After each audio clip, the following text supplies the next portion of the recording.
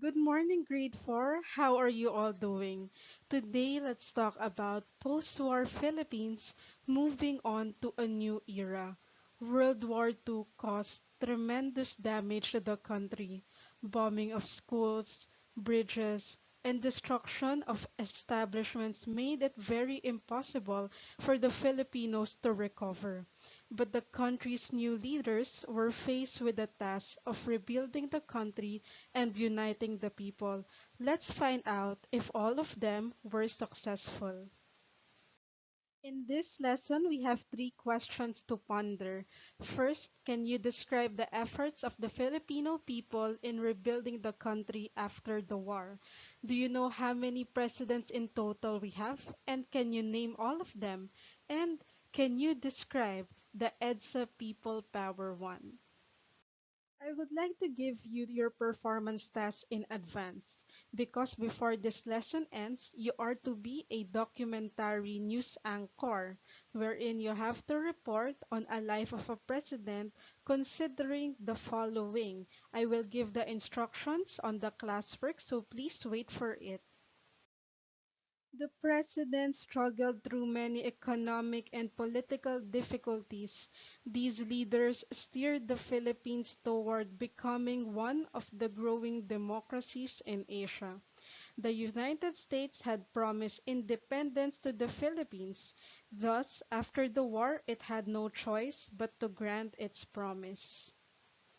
The Filipinos woke up to a bright morning on July 4, 1946, the day of the inauguration and proclamation of independence of the Third Philippine Republic.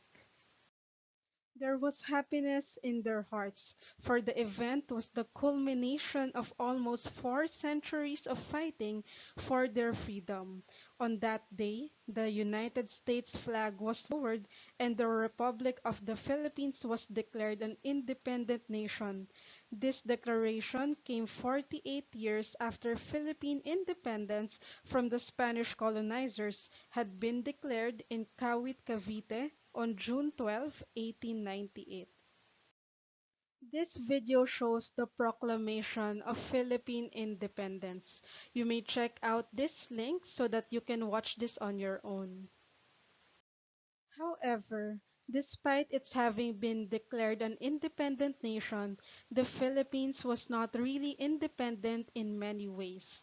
After the war, the United States had provided financial aid to the Philippines, but with a specific condition that the Filipinos amend their constitution to give the Americans equal rights in the use of country's natural resources. The Philippines, greatly in need of help, agreed to the condition. The Americans made sure that the Philippine government would give a special position to their businesses in the country. A constitutional amendment granted parity rights to the United States.